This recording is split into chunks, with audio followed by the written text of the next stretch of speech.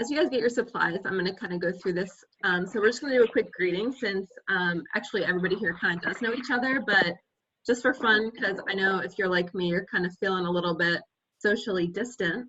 So we're just going to say your name, your school, what grade level, and let's do one high. Sorry, we start with one low and one high of your quote unquote spring break week.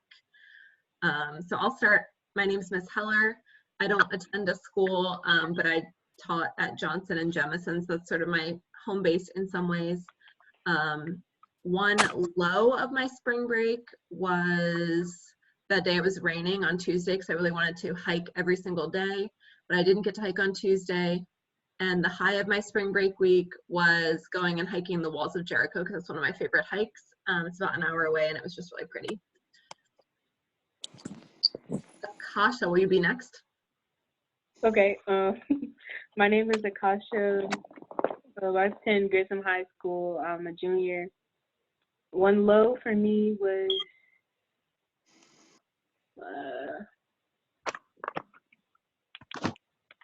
I had a plan to go to my friend's house, but then it got canceled. Then high for me is I tried a new food, which was black bean noodles. Ooh, were they good? Yes, they were really good. Nice, I'm into that. Amaya? Hi, my name's Amaya Pryor. I go to New Century and I'm a junior. I can't actually think of a low of my spring break week because I've been able to basically do what I want and cook whenever, and I haven't really had any like hard schoolwork. So I guess my high was just watching anime all week and cooking brownies because that's like my favorite dessert.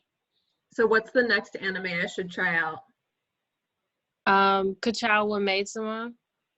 You're gonna have to chat that to me because I don't know what that is, but yeah, it's on Netflix. It's a romance anime. It's like super great. I love it. Cool. Yeah, chat it. I'll check it out. Miss Kelly. Hi, I'm Miss Kelly. I teach at Columbia High School, grades 11 through 12, but I've basically taught 7th through 12th grade. And I would say one low of spring break, we had probably been planning to go to New Orleans for the Final Four since October. And then, you know, after paying $800 for tickets, it was canceled. So that was a low. That's a big low. And then,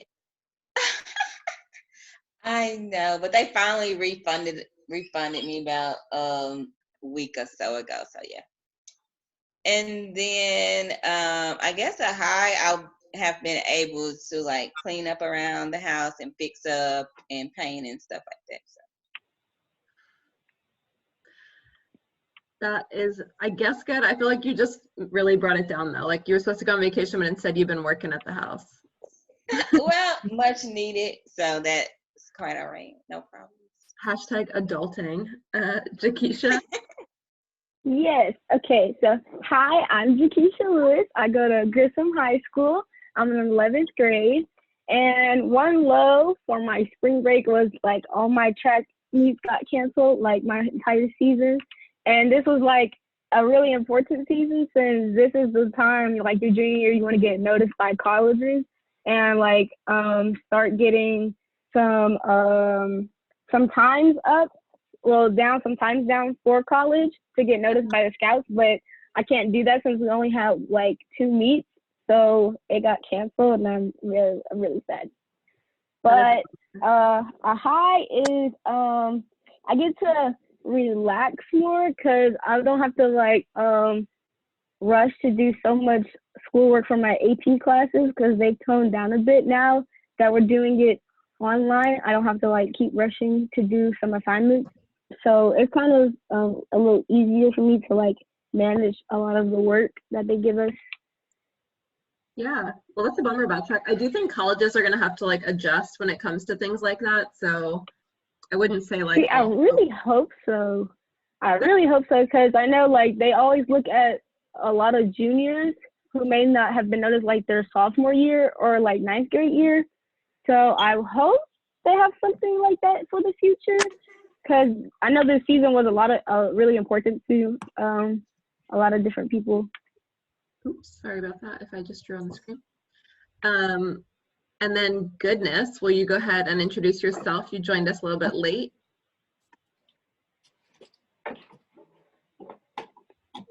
Okay, and I am from Grissom, and I'm in 11th grade. In my spring break, I would say it's low, it's boring.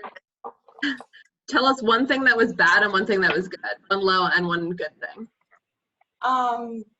One bad thing was it was boring. We didn't have a lot to do, and we weren't able to go outside. And one thing that was good was that I had to stay with my family, you know. Yeah.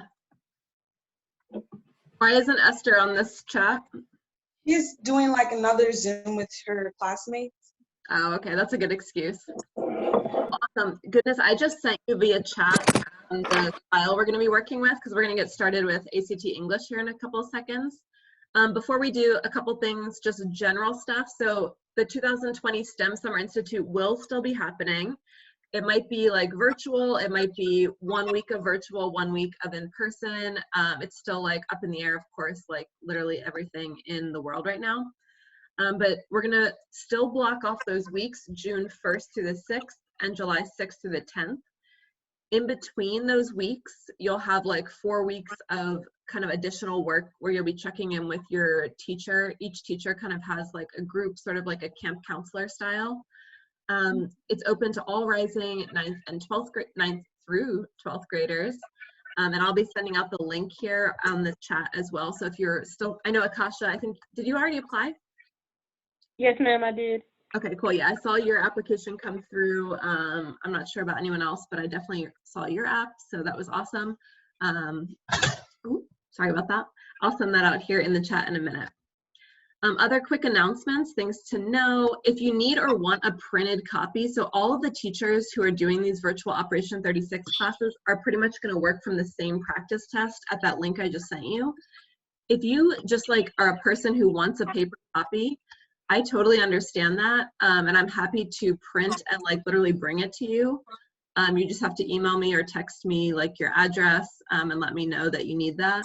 Same thing will go for the post test. So after the 4 weeks of classes, we'll take a practice test. And if you want a paper copy, I'll be like posted up at different schools where you can come grab one, or I'm happy to put it in your mailbox without like touching you, or no contact, of course. Any student who does all 8, so there'll be 8 total Operation 36 classes. If you attend all 8 and take the post test, CAP&GOWN will pay for an ACT fee waiver for you. So if that's something that you're like looking for, or you know that you're going to need an extra fee waiver, we'd love to do that for you. Just make sure you're attending every Monday and Wednesday. And if you're having any issues as far as like finding places for lunches, here's some info that I got. So Lee, Lakewood, Chaffee, Ridgecrest, and McDonald are places that'll have lunches to pick up Monday, Wednesday, and Friday this week. It's free for anyone under 18. That's all the info I have on that, but I can find out more if you just chat or text to me if you like know that that's something you need. Cool. Our college of the day, a lot of you came on the trip where we went there, but Berea College, I know Akasha was with us. Goodness, did you come on that trip? Yeah. Yeah, that was a fun one. So Berea, Kentucky is 5 hours away. We have 4 current alum of CAP&GOWN who are students there. It's a very small rural campus. Why we love and like always try to visit Berea is that it's a free tuition school. So they don't have any tuition for any student. You have to be below a certain income level to even like get in. So they have a lot of support around students who are like our typical CAP&GOWN kid as far as helping through that transition. One of the students will be an intern with us this summer, and Berea is also paying for her to do that, which is kind of cool. So they have all kinds of cool supports and programs that we really love. I got the thing you nominated me for. Yeah, they canceled the like thing, but you got a scholarship there, which is really cool. I forgot about that. Yeah, Maya and a couple, actually I think 6 or 7 of the CAP&GOWN kids got the Berea scholarship, so that's really cool. Definitely, you'll hopefully want to apply and be able to use that money. So today's goals are to review and get 100% correct on its versus its and whose versus whose questions. We'll go over those. It won't be a review, like I said, for you guys because you weren't the one. It's different students every time, which is fine. Punctuation, we're going to be looking at separating two independent clauses. And then just like in general, improving your ACT English in both usage and mechanics or grammar questions and rhetoric questions. Oh yes, rhetoric. I definitely need some more work on that. Those are the harder ones for you? Yes, kind of, because I remember we had to write rhetorical analysis essays for AP language and composition, and rhetoric was like my least one for writing. Oh, that's actually my favorite one to teach on AP Lang. And, so that's the one that's going to be on the exam. I'm happy to do like a separate Zoom about that because I love actually the rhetoric essay on AP Lang. I used to teach that, so happy to help there. On ACT, it's a little bit different. ACT rhetoric, we're talking about just like how to organize other people's writing. So it's a little different, but I think the same strengths and same weaknesses will probably occur. Go ahead. All right, the rhetorical analysis essay is the one that they're going to do for the AP Lang exam, and I'm just like, dang, they couldn't have picked like the synthesis or the argument. I know, right? They definitely did not want to pick synthesis. So true. Argument would be too easy, I think. Yeah. Well, again, I'm happy to hop on a separate Zoom call to help y'all with those AP essays if you need it. But when it comes to ACT English, it's going to be 45 minutes, 75 questions. They go really fast. That's about 36 seconds per question. I like to think of it though as 5 passages, each with 15 questions. So that helps you kind of chunk it in your mind.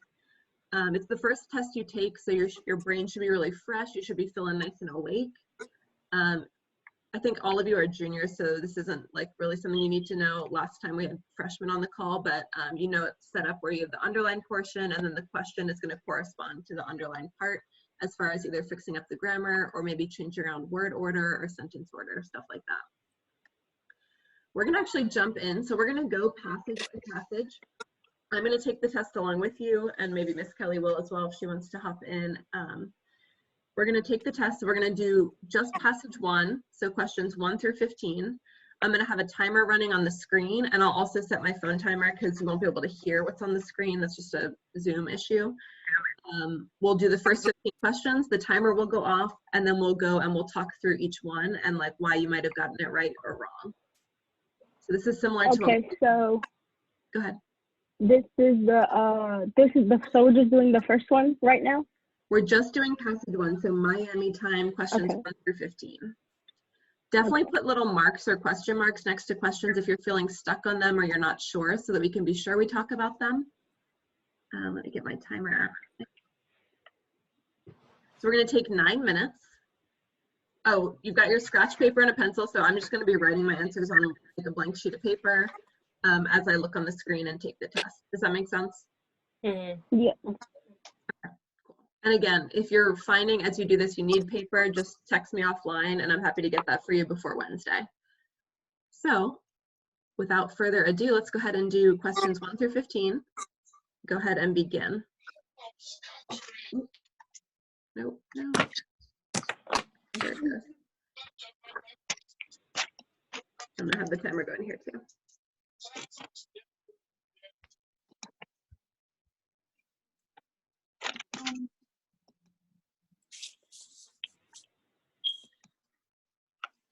And I'm gonna mute y'all just because there might be background noise, but if you want to ask a question, just come off, just unmute yourself. You could do that.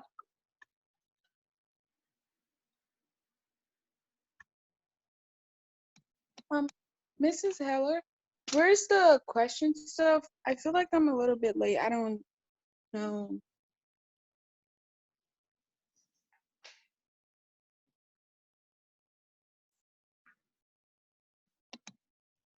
The questions were in the link in the comment section. It's a link to get to the test. I can't find those. Do you see the chat button where you can pop up the comment questions? Mm-mm. Are you on your phone or your computer? I'm on my phone. Okay. I don't know how it looks on the Oh, phone. oh, I see it. I see it. Oh, Okay. thank So you. it's the second link. So the first link ends with PDF and then the next one starts with the HTTP. So just do the second link and that should take you to the PDF Oh, okay. if you can see it. And then if not,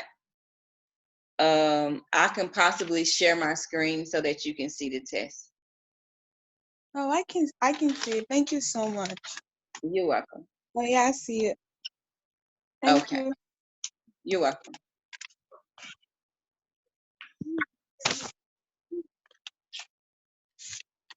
Love mommy's legs.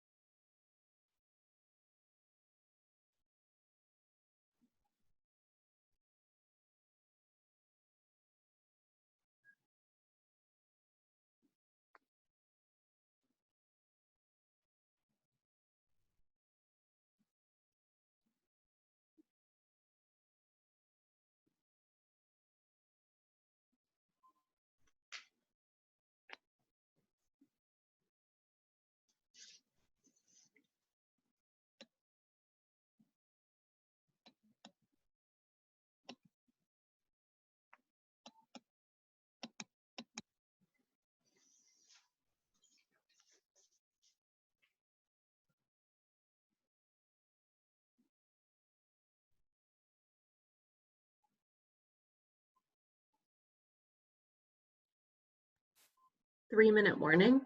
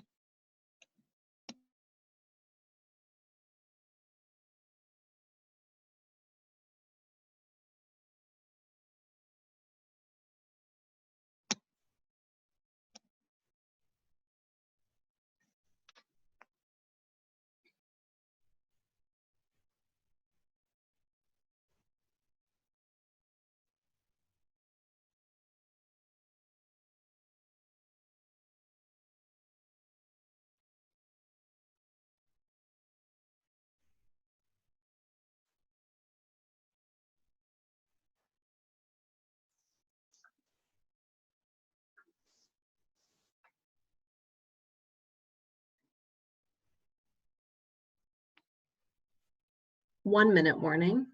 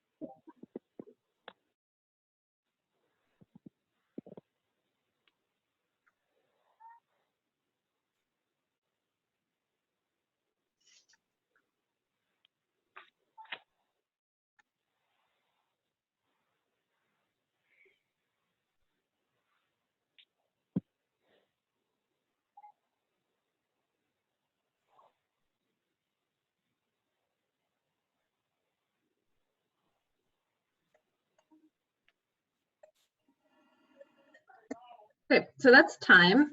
Did anyone not get a chance to finish? Okay, great. So I'm gonna actually go through the answers first, and then I'll go through question by question. So I'm gonna have them on the screen. I'm also gonna say them out loud so you can be like looking at your paper. If you forget anything or you don't hear me properly, just like glance at the screen, obviously.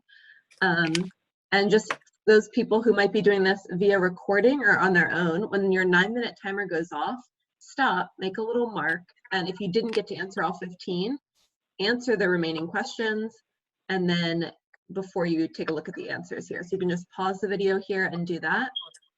For those of us watching live, we're going to go to the answers. So question 1, the answer should be D. Question 2, F. 3, D. 4, J. 5, A. 6, G.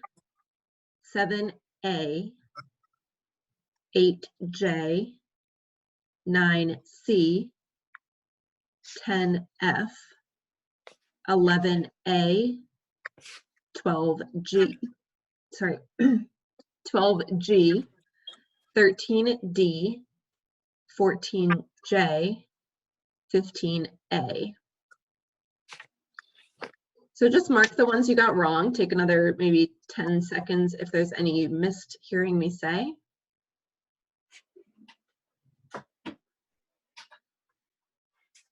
And then we'll go through one at a time. So for question 1, we'll do this just for the first section too, so going forward we'll go a little bit less into detail. Question 1 is testing your knowledge of punctuation to separate two independent, sorry, no it's not. This is to separate an independent and a dependent clause. So I'm going to skip this one actually, but just for your information, if it were two independent clauses, my family is part of the Miami tribe. That's an independent clause. Then we have a dependent clause here. So this is a mistype. The dependent clause is a Native American people with strong ties to territory in present-day Ohio, Indiana, and Illinois. So we're separating this independent clause from a dependent clause. And to do that, we're going to choose C. So that question 1 answer was actually wrong on both there. So my apologies. Number 1, the answer should be C. I think I did it and then went back and had to fix it. So the answer should be C because all you need is a comma to separate an independent from a dependent clause. So a Native American is essential? Say it again. A Native American people is like essential information? Yeah, so that's going to be the, so you've got my family as part of the Miami tribe. A Native American people is, yeah, that's essential information. Did you do the 2 commas thing? You picked B? I didn't see a second comma on B. Like I thought there was supposed to be, but that wasn't even an option. So I just picked D because I didn't really know. Because I felt like my family is a part of the Miami tribe as a full sentence. Yes, that is an independent clause, you're right. But then we have this next clause, the dependent clause, a Native American people with strong ties. You can't separate a Native American people from with strong ties because that's describing the people. Does that make sense? Yeah, so for D, there's another D doesn't work because actually the second part is not independent. So a Native American people with strong ties, you would need another word, like they are a Native American people or something. It can't stand alone just how it is. So it can't be a semicolon. Question 2, I always underline on these like what the key to the question is. So in this case, I underlined a glimpse into the grandmother's interests. And then I looked for the option with the most specific details. So if it's a glimpse, I should be able to picture exactly what grandma is doing. So choice F is the most specific. She's making jam or researching tribal history. I picked J because I felt like that was more glimpsy, but I see that J is just an explanation of what is already there. Yeah, it's a less specific way of saying what was already there. Number 3 is testing you on editing for brevity. In other words, shortening stuff by getting rid of redundant or repetitive words and phrases. So rushed and in a hurry, those are redundant. They mean the same thing. So we want to go with D there. Just say rushed because rushed means in a hurry. You don't need to say both. Question 4, again, is punctuation to separate a dependent from an independent clause.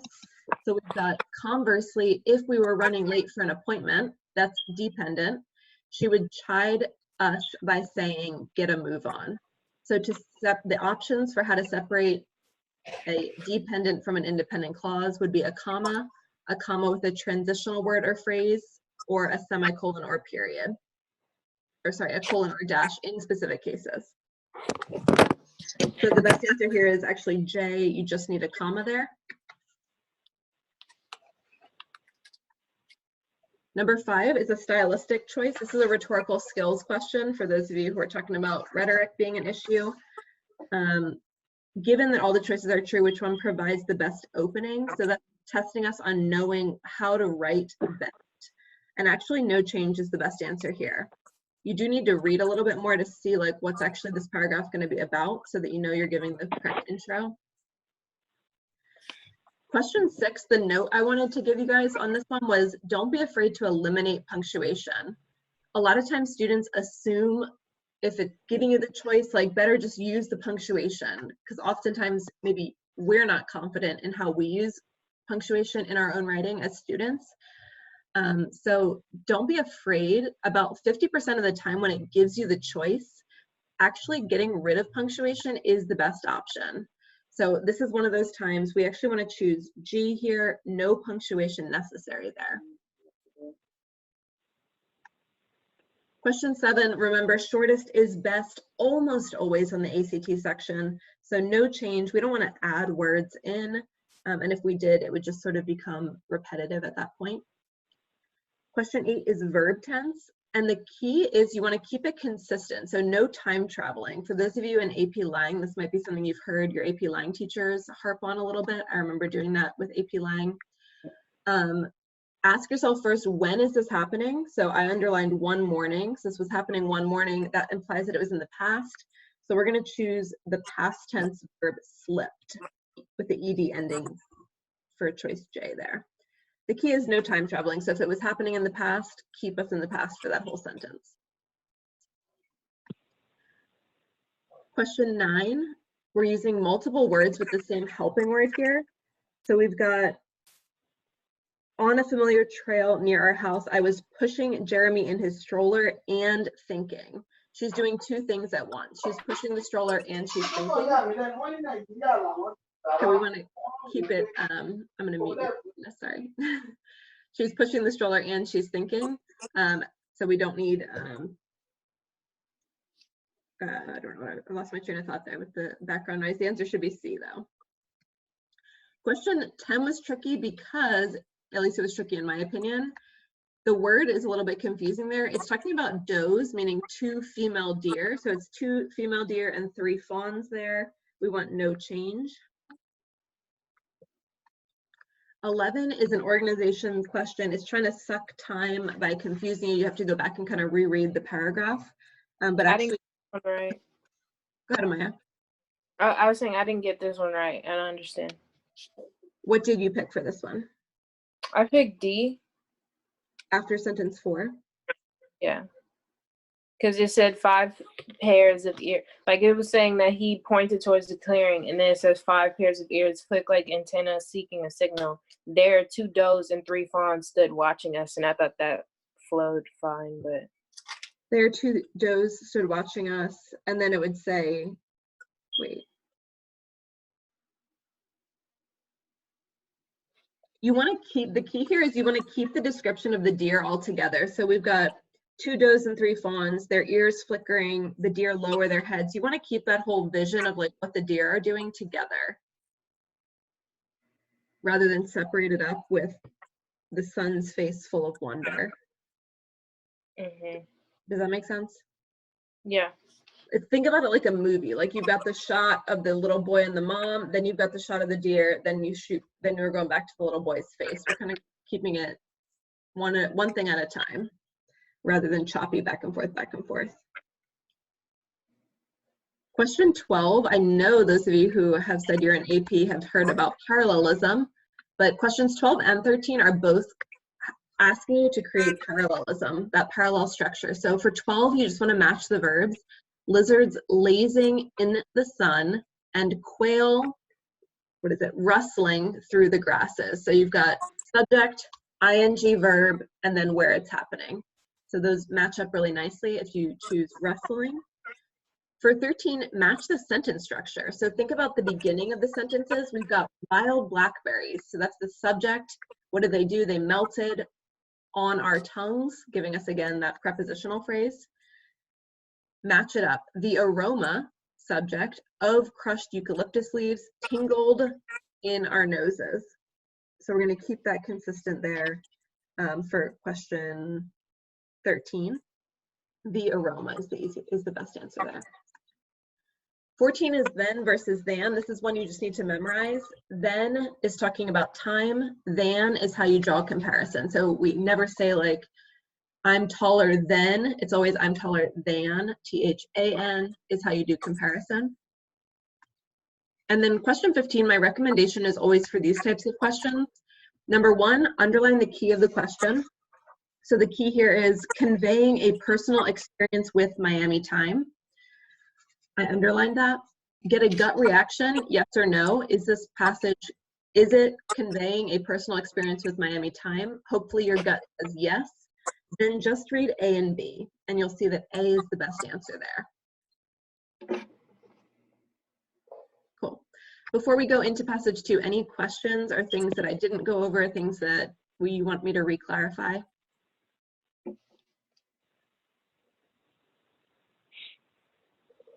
No, that was pretty good. You did a good explanation of each one. Minus the first one, which I need to go back and fix that. Sorry about that.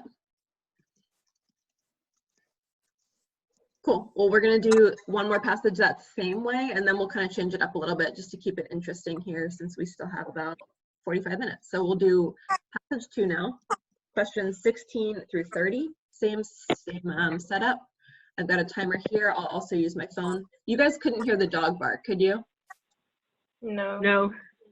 Okay, well, that's a bummer. No. But I'll just continue using my phone timer at the same time. Wait, let me number it first. Yeah, take your time.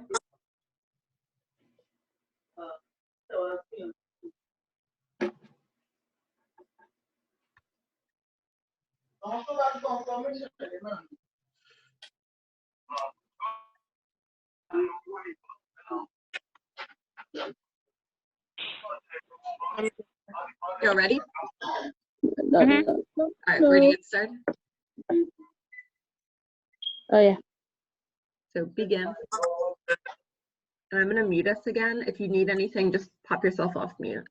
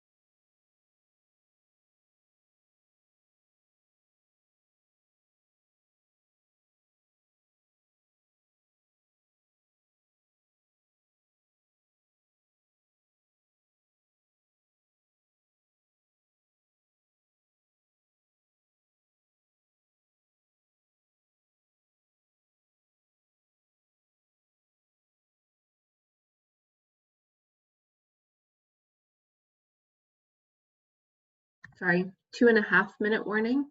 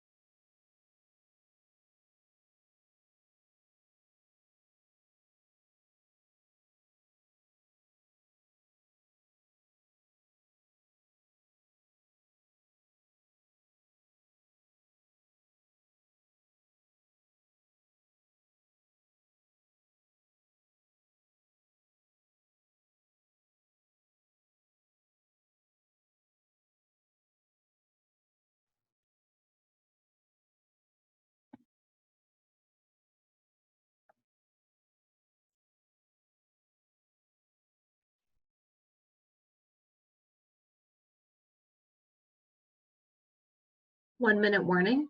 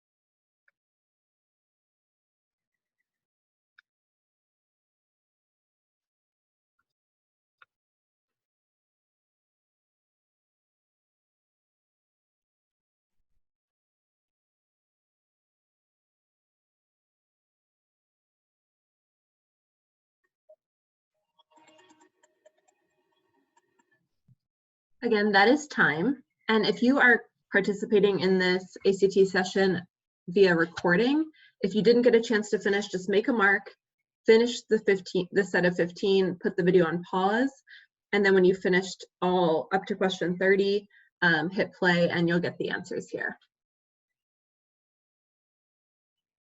Did everyone doing it live with us get a chance to finish? Yes. Okay. So I'll read the answers. They're also on the screen.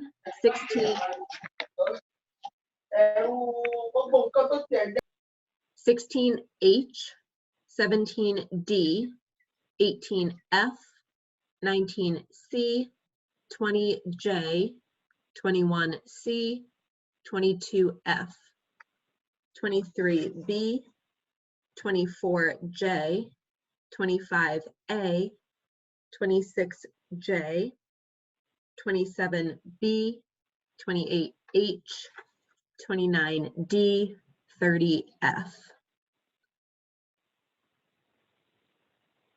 And again, they're on the screen. If you missed any, take about 10 more seconds.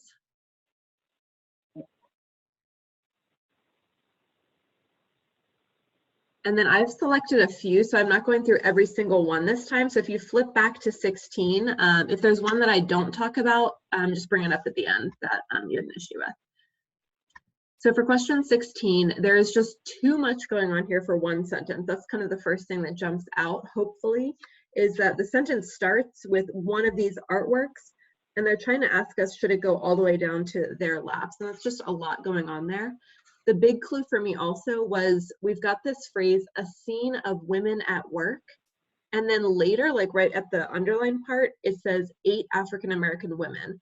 So right away I was like, wow, we've just kind of repeated that same phrase that seems strange within the same sentence. So we've got 2 subjects, 2 independent clauses. At this point, it's time to separate with some type of punctuation that can separate 2 independent clauses, which would be in this case either a period or a semicolon. So H is the choice here because there's no semicolon option. So we're going to go with H, period. Keep in mind that a period and a semicolon are equal. The semicolon is just, the sentences might be a little more closely related versus a period, which can separate two totally different thoughts. Question 17 I thought was straightforward. Did anyone have questions on 17? Okay. 18 is all about sentence organization. So get the subject, so the number one rule is get the subject as close to the beginning of the sentence as you can, and get the subject as close to its verb as you can. So the sentence as written says, thus, which we got rid of, remember, so it should just say, the answers to these questions can be found in the artwork itself. Ringgold has told, so first of all, we're asking told what? Ringgold has told the story of what? Of this gathering on 2 horizontal panels of text. That's a great sentence structure because we've got what did she tell, right? Then the story, what's the story about? That's a perfect simple sentence. Any of these other choices are going to right away throw you off. You know right away that the story has to be the next phrase. So the only one it even could sort of be would be J. But then you'll notice that J, the problem becomes the story of what? We don't get the of until way over here. So that's way too separate from what it's talking about. The story of, those two things need to be close together. Because when I was reading those, it was like the G and H. I was like, okay, this is kind of confusing me. So that's just sticking to no change. Good. That's great. That's, yeah. It's really trying to trip you up with these, and it really would suck your time because this is a lot of text to read. So that's why I said your key is, you know, that told what, it's got to be the story next. So I would only even look at F and J, and F is the best answer there. Great point, Nakasha. Number 19 is one of our goal things to master, its versus its. This is an exception to another rule. So the rule usually is that an apostrophe S shows possession. But in this case, IT apostrophe S. Oh, sorry. Go ahead, Goodness. Do you have a question? Yeah, it's about the IT apostrophe S. Oh, yeah. I'm kind of confused. Like, I don't know. I know that the IT with the apostrophe S is like it is, but whenever you're trying to say something like possession, I still also see the IT with apostrophe S. So you should never see IT with an apostrophe S showing possession. If you do, that's just a mistake. The confusing part is that if I wanted to say like goodness owns something, I would say goodness apostrophe S, right?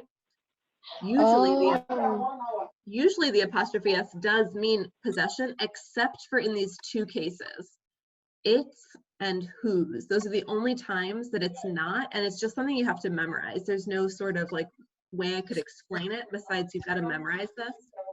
ITS always means is. ITS always means possession. Go ahead, Amaya. No, you answered it. Okay. And then the same thing for whose and whose. So WHO apostrophe S means who is. WHOSE means whose, like who does it belong to. And yeah, there's just exceptions to the rule. So 19, it should be C. 20, I've always 20 I thought was straightforward. Any questions on 20? Okay. 21, my only thing that I wanted to say was always underline except or not, because they tend to disappear. So it's asking which of these would be correct except. I underline the word except twice just to make sure I see it. 22 I thought was straightforward. 23, here we go back to what Goodness and I were talking about. An apostrophe S shows possession. So in this case, the scene comes out of the artist's imagination. She owns her imagination, it's hers. Therefore, we do want the apostrophe S, her imagination, it belongs to her, so apostrophe S. Wait, what was the answer to number 22? 22 should have been F. Okay. And then 23 is B. I did want to make a note because I know folks always ask about this. If you look on choice C, you have the apostrophe after the S, which I know students often are like, wait, what about the apostrophe after the S? The only time you use that is if you're showing ownership of a plural noun. So if multiple people or multiple cats or whatever own just each own their own things, that's when you use the apostrophe after the S. So for example, my sisters, meaning I have more than one sister, my sister's dresses. So I've got more than one sister and they each have dresses. That's the time you use the apostrophe after the S. In this case, it's just one artist though, the artist. So she has her one imagination, one person, one thing, apostrophe S. Question 24, you want the plural form of the verb were active because we're talking about both women. She names two, Sojourner Truth and Harriet Tubman. 25 I thought was straightforward. The answer should be A. 26, get rid of redundant words once again. So we don't want to keep saying all these different things. We know it's her business because it said establishing her own hair product business. So we don't want to say again that it's her business or it belongs to her. We already said it. So just business. 27 I thought was pretty straightforward. Did you all watch that Netflix about Madam CJ Walker? No, not yet. Or is it Hulu? Netflix? There's a new show about her. 28, again, this is repetitive at this point, but don't be afraid to get rid of punctuation. So sometimes you just want to get rid of all of it. In this case, that was true. We chose H as the best answer. 29 I thought was straightforward. And then 30, I just wanted to point out that making sure you guys remember that preceding means the one before. So it's talking about if we were to delete the sentence before that little number 30 in the box, what would we lose? And the answer should be there. Any questions? Okay, we're gonna do one more, and this one's gonna be different. I'm actually gonna do this one like actually along with you.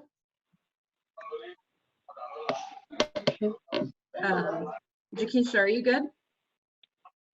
Did we lose you?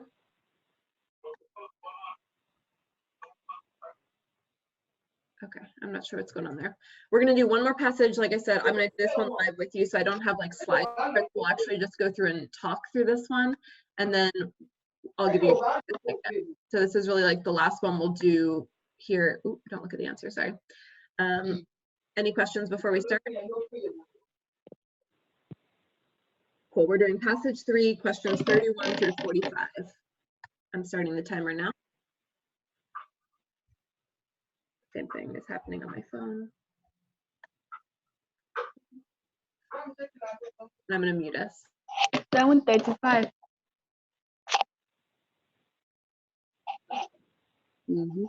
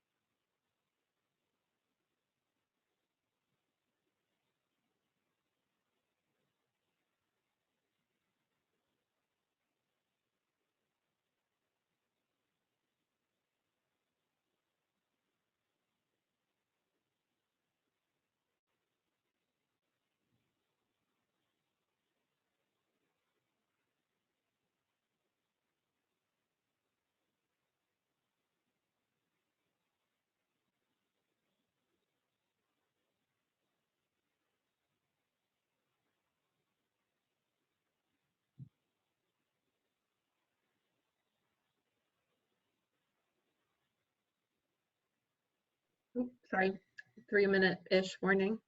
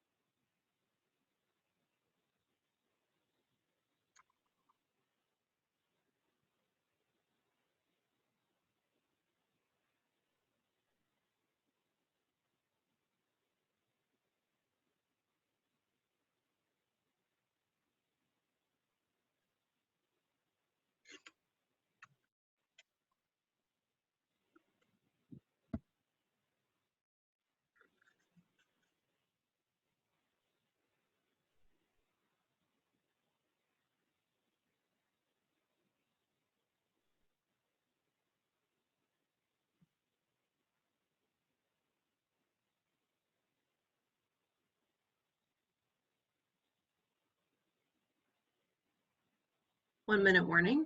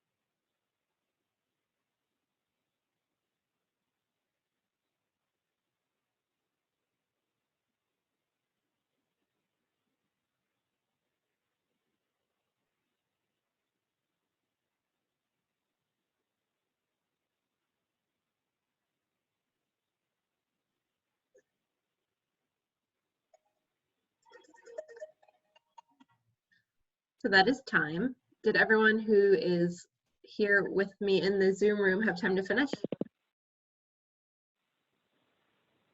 Yes. Awesome. For anyone who's watching later, if you didn't, just make a mark, finish the test, and then continue, pause the video, and then continue it once you've answered all 15 questions, 31 through 45. Now we're going to check the answers. And like I said, this is new to me. I purposely didn't do this one so I could do it live with you. So I'm going to check my answers as well. And if there's any that we're confused on, just kind of make a mark and we'll talk about them. So 31 should be B. Oh. Am I in the out and in?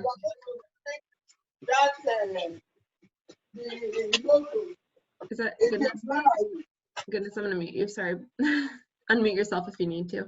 31B, 32F, 33C, 34F, 35D, 36H, 37D, 38J, 39B, 40F, 41C, 42J, 43D, 44G, 45B. Cool. So let's go back and start from 31. Any questions on 31 or 32?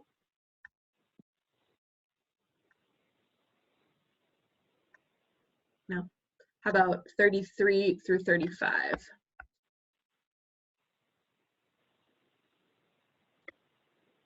All good on this? How about 36, 37, 38, 39? Ooh, sorry.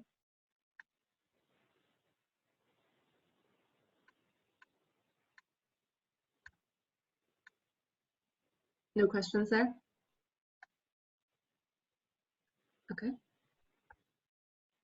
How about 40 through 42?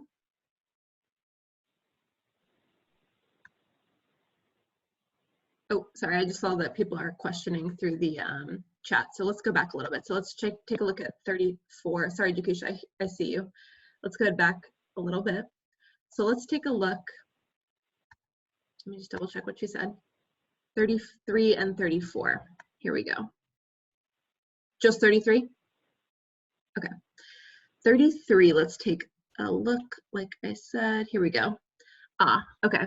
Specializing in stage illusions, he thought the camera offered potential to expand his. So our clue here is that the subject that we're making, it's Spectacular Magic Productions. We don't know what it is. We're talking about he. He thought the camera, so he is a he, so he gets the pronoun his here would be the best answer. So we're talking about his Spectacular Magic Productions. I hope that helps there. Did you mean 34 as well, or just 33?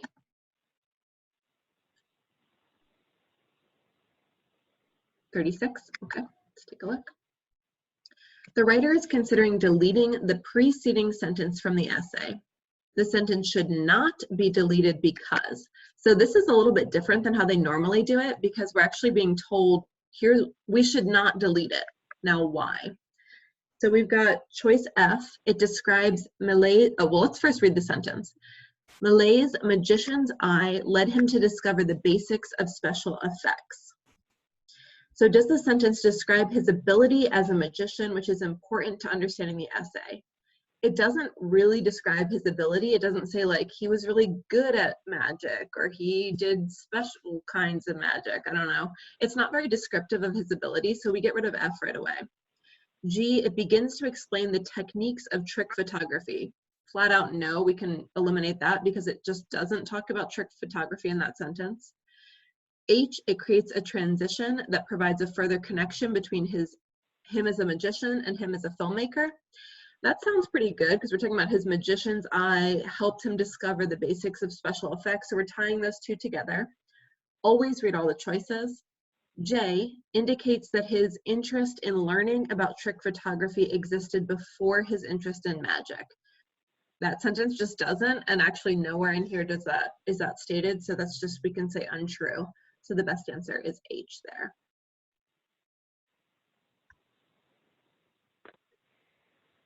Okay.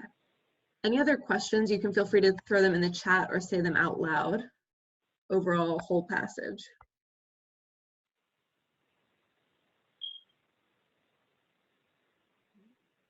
Can you scroll back up? Yeah.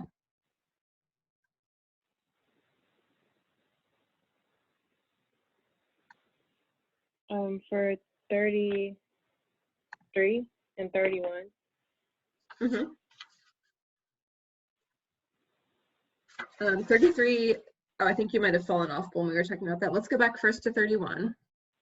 Take a look what was going on there. Our technologically advanced times, so times is the verb that is the subject that we're using, has allowed. So times have allowed. So we've got times, we've got the plural there. So we need have allowed for 31. Does that help? Mm-hmm. 33. Specializing in stage illusions, he is the key word here. So he thought the camera offered potential to expand his Spectacular Magic Productions. I see that. Yeah, no problem. And I saw via chat we had questions on 41. Let's take a look. They escape back to Earth in the capsule by falling off the edge of the moon, period. That's a complete sentence, complete thought. They escape back to Earth in the capsule by falling off the edge of the moon. Next thought. Landing in the ocean, they bob around until a passing ship finally rescues them. These are two independent clauses, and they're like, so there's too much in there to even use a semicolon, I would say, which isn't even a choice. So you do need to add a period there for 41, because you've got a subject here, they, what do? They escape. So they escape back to Earth, blah, blah, blah. That's a complete thought. We've got a verb, landing in the ocean, subject, they bob around. So two independent clauses there, separate with a period. 43, I saw a question, which of the following would be least acceptable? Melees could arouse his audience's curiosity.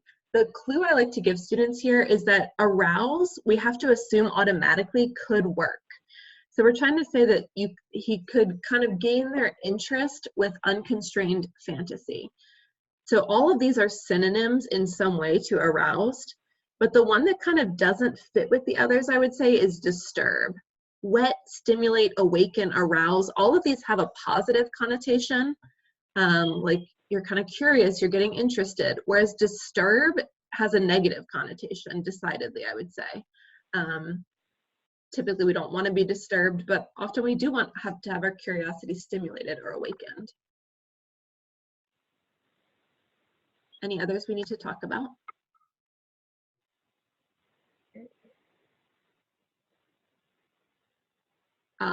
Yeah, that's actually, so that's a good point here. As far as like building up your vocab, that's definitely something you want to be doing both in the realm of AP Lang and here. I have some vocab resources on the CAP&GOWN website, but wet is kind of a weird vocab word, right? In this case, W-H-E-T, it's meaning like the same thing as stimulate or awaken. And yeah, you're right, that's kind of a strange word that we don't really use often, but think about it more like it's when you're like ready to taste something. You're like wetting your taste buds. You're getting them ready to taste something really delicious or experience something different. That's fair. Any questions on 44, 45, any of them that we didn't talk about?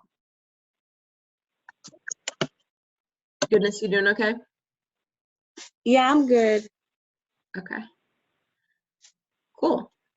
Well, we've only got a couple minutes left, so what I'm gonna do here is I'm gonna like say something here briefly just to get the people who are maybe watching this later on board, and you guys are welcome to do this also. Like if you decide later you want to actually do passage 4, passage 5 is the exit ticket, and I'm about to send you the link for how to do that, but I'm just going to briefly go through.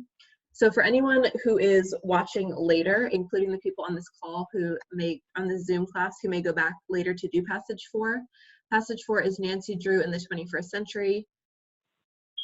It'll be questions 46 through 60.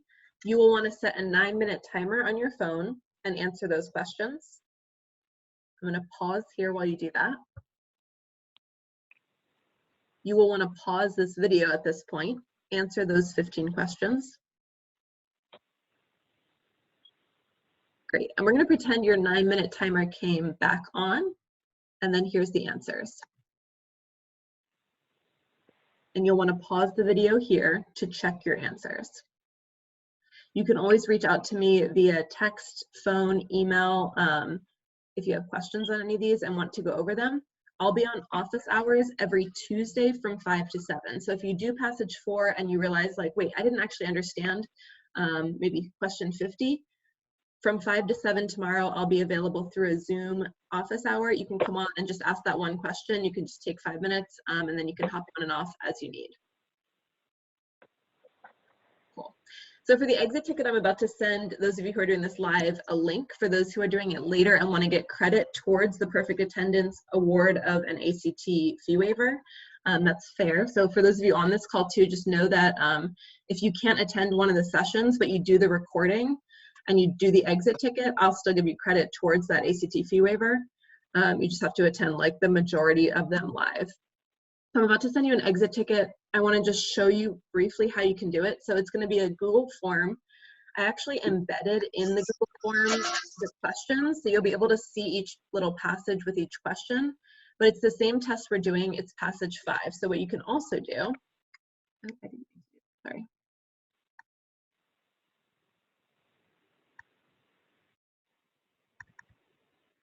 What you can also do is set it up so your screen has half and half. And I think that you guys will probably be familiar with this concept, but essentially you can just have this window, just resize it. So it's going to be like half the size of your screen. And then you're going to take the exit ticket tab, which you're about to get.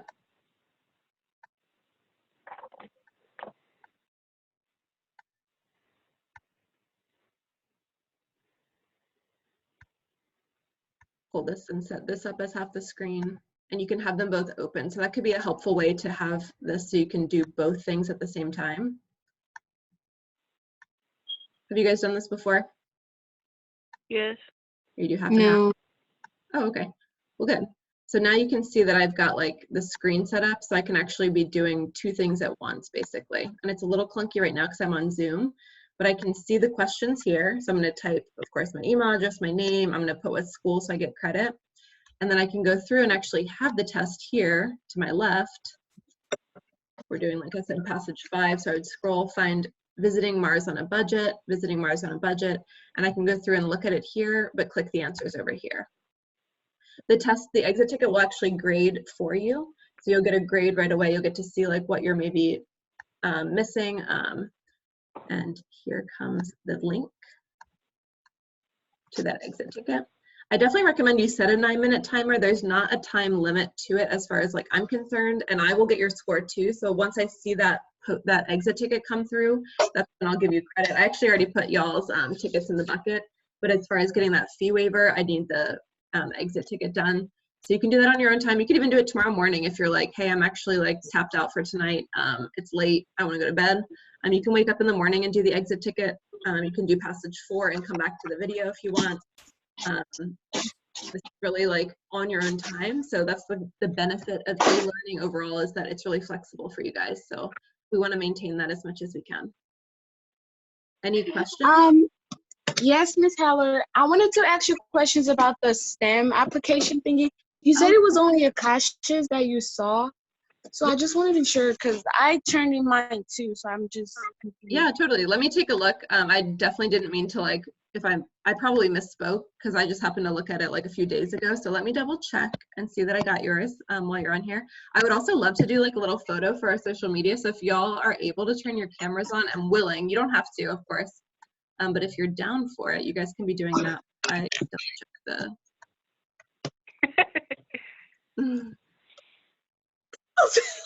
Again, you definitely don't have to if you're feeling like you don't want to. I'm on my floor, so like don't mind me. Goodness, I do have yours, and actually, Jakisha, I have yours as well. So Oh, sorry. okay. I was just scanning. Yes, yeah, no, my bad at all. I did not mean to like call it out like incorrectly. I just happened to notice. Okay. That was just the one that came to mind. Oh yeah, everybody's here. Okay, I'm gonna send the STEM link here too. So if any of you didn't, I know like Amaya, maybe you didn't apply yet and you're thinking about it, it is there for you. Yay, everybody look how you Wait, want can you let me in? I'm trying to let my camera come up, but it says the meeting host will let you in soon. Oh, what? I'm saying ask to start a video. Did that work? No, because I can't show it on my phone, so I can't show it on my laptop, so I came in on my phone.